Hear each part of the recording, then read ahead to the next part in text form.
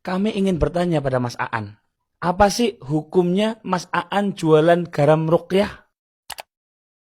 Ataupun hukum jualan minyak bidara yang sudah dibacai ayat-ayat suci Al-Quran? Kalau ada ya orang yang sudah healing untuk atasi pusing tapi masih mumet dan pening. Kalau ada sih cukup pakai ini aja. Sidarkan aromaterapi bidara yang cepat hilangkan pusing dan pening tanpa harus ini. Sidarkan aromaterapi bidara yang telah melalui proses bacaan ayat-ayat ruqyah yang cepat atasi masalah untuk gangguan pernafasan dan juga kecemasan berlebih dan juga atasi pusing dan pening tanpa harus ini. Jadi, nggak perlu ribet lagi healing untuk atasi pusing, cukup beli Sidarkan di Kanjeng Kuning. Ada tidak dalil Nabi dan para sahabat melakukan praktek semacam ini? Alhamdulillah wassalatu wassalamu ala nabiyyina Muhammadin sallallahu alaihi wa alihi wasallam. Terlepas dari konten yang Anda buat ini, apakah memang sedang menyindir kelompok yang si paling kembali kepada Al-Quran dan Sunnah Nabi Sallallahu Alaihi Wasallam, atau dari kelompok dan kawan-kawan Anda sering katakan sebagai Wahabi Salafi? Namun oke lah, justru setelah dari diskusi atau perdebatan kemarin, Alhamdulillah ada sisi perubahan sedikit dari Anda, yaitu ketika dihadapkan dengan persoalan agama. Sekarang Alhamdulillah Anda sadar dan minta mana dalilnya. Justru hal-hal semacam inilah yang diminta dan dituntut dari dulu, bukan setelah dari diskusi, bukan setelah dari perdebatan. Sehingga dengannya para ulama mereka mengatakan pokok dakwah salaf adalah harus sesuai dengan Al-Quran, hadis Nabi Shallallahu Alaihi Wasallam, dan harus dibangun atau ditopang di atas pemahaman dari generasi salaf. Para ulama mereka mengatakan usul ad-da'wah as-salafiyah qa'imatun ala salasi da'aim. Al-Quran Al-Karim, as-sunnah as-sahihah, wa fahmuha ala manhajis salafis salih minas sahaba wa tabi'in wa atba'ihim bi ihsan. Usul dakwah salafiyah dibangun di atas tiga pondasi utama. Al-Quran Al-Karim, sunnah Nabi SAW yang sahih, dan di atas pemahaman dari generasi salaf, sahabat, tabi'in, atba'ut tabi'in, atau orang-orang yang mengikuti mereka dengan baik.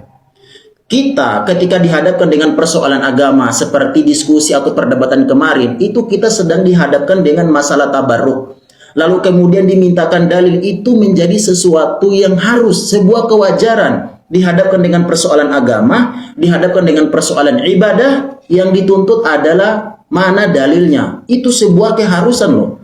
Nah, sehingga dengannya para ulama mereka memandang dengan pandangan yang sama ketika menafsiri firman Allah Subhanahu wa taala, fa in tanaza'tum fi syai'in farudduhu ilallahi war rasul. Di sini akan kami bawakan penjelasan dari tiga ulama. Yang pertama dari Al-Imam Ibnu Katsir, beliau sebutkan di dalam tafsir beliau ketika menyebutkan firman Allah Subhanahu wa taala, fa in tanaza'tum fi syai'in farudduhu ilallahi war rasul, beliau berkata qala Mujahid wa ghairu wahidin minas salaf ay ila kitabillahi wa sunnati rasuli wa hadha amrun minallahi azza wa jal bi anna kulla syai'in tanaza'an nas fihi min usuluddin wa furu'ihi ay yarudda at-tanazu'a fi dzalik ila kitabillah wa sunnati.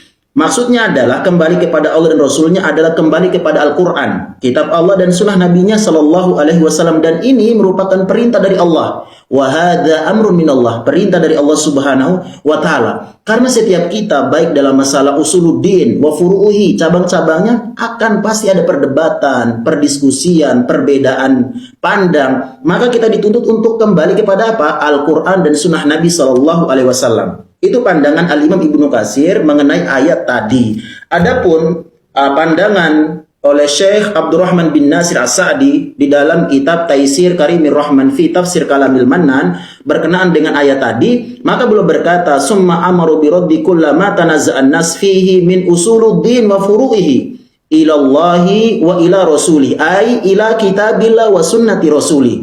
Jadi ketika dihadapkan dengan perdebatan-perdebatan baik dari pokok-pokok keagamaan atau cabang-cabangnya, maka kita harus kembali kepada Allah dan Rasulnya. Maksudnya apa? Kembali kepada kitab Allah, yakni Al-Quran, dan juga sunnah Nabi Sallallahu Alaihi Wasallam. Kemudian penjelasan yang ketiga disebutkan oleh Syekh Siddiq Hasan Khan di dalam kitab beliau Fathul Bayan fi Maqasidil Quran di juz yang ketiga halaman 158. Beliau berkata mengenai firman Allah Subhanahu wa taala, fa in tanaza'tum fi syai'in farudduhu ilallahi war rasul. Apa kata beliau? Waraddu ilallah huwa ar-raddu ila kitabihi al-aziz.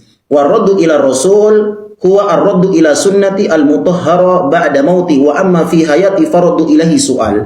bahwa kembali kepada Allah maksudnya kembali kepada kitab Al-Quran yang mulia, dan kembali kepada Rasul maksudnya kembali kepada sunnah Nabi Shallallahu Alaihi Wasallam setelah beliau wafat. Adapun ketika beliau masih hidup, kembali di sini maksudnya bertanya kepada Nabi Shallallahu Alaihi Wasallam. Demikian pandangan para ulama tafsir mengenai firman Allah Subhanahu wa taala, fa in tanaza'tum fi syai'in faruddu ila Allah wa Rasul. Artinya gini teman-teman, kalau memang kita sedang dihadapkan dengan persoalan ibadah, memang yang dituntut adalah masalah dalil. Al aslu fil ibadat al man'u illa bidalilin. Hukum asal masalah ibadah itu terlarang sampai ada dalil yang memperbolehkannya.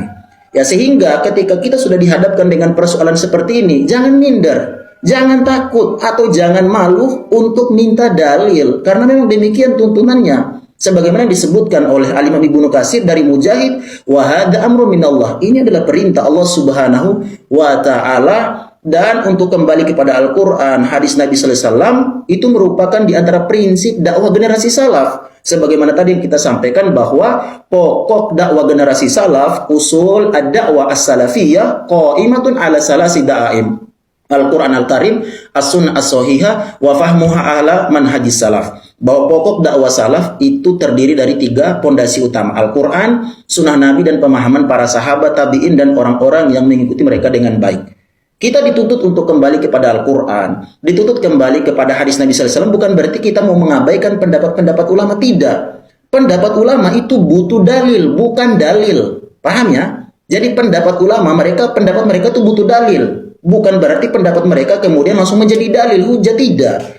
Ya, jadi tidak semua pendapat ulama itu juga kemudian kita jadikan sebagai rujukan. Sebagaimana pendapat Imam Ibnu Hazm misalnya. Beliau berpendapat bahwa musik ini tidak bermasalah sebab hadis yang bermasalah. Kata beliau demikian. Lalu kemudian pendapat Ibnu Hazm ini pun diikuti oleh Al-Imam Al-Ghazali. Namun kemudian pendapat Ibnu Hazm dalam masalah persoalan musik yang dia komentari hadis tentang musik yang ada di dalam hadis Al-Bukhari, bahwa Nabi mengatakan la yakunanna min ummati aqwam yastahilluna al-hira wal harir wal khamra wal ma'azif. Belum mengatakan hadis ini bermasalah. Namun pendapat Imam Ibnu Hazm ini kemudian tidak bisa dijadikan hujah, karena memang pendapat beliau keliru di situ. Maka kemudian pendapat Ibnu Hazm ini tidak bisa kita jadikan sebagai argumentasi pendalilan di sana. Sekalipun kita akan mengatakan, tapi kan Ibnu Hazm ulama. Wes, iya benar, beliau adalah seorang ulama. Keilmuan beliau pun diakui, kredibil beliau pun luar biasa. Namun pendapat beliau dalam masalah permusikan di sini justru dia menyelisih pendapat-pendapat ulama salaf, baik dari sahabat, tabi'in atau setelahnya. Sehingga kita katakan bahwa bukan berarti kita sedang menolak pendapat ulama ketika dituntut kembali kepada Al-Quran dan Sunnah Nabi. Namun yang perlu dipahamin bahwa pendapat para ulama butuh dalil, bukan sebagai dalil. Ya, itu yang perlu difahamin. Wallahu a'lam bishawab. Afala ta'qilun.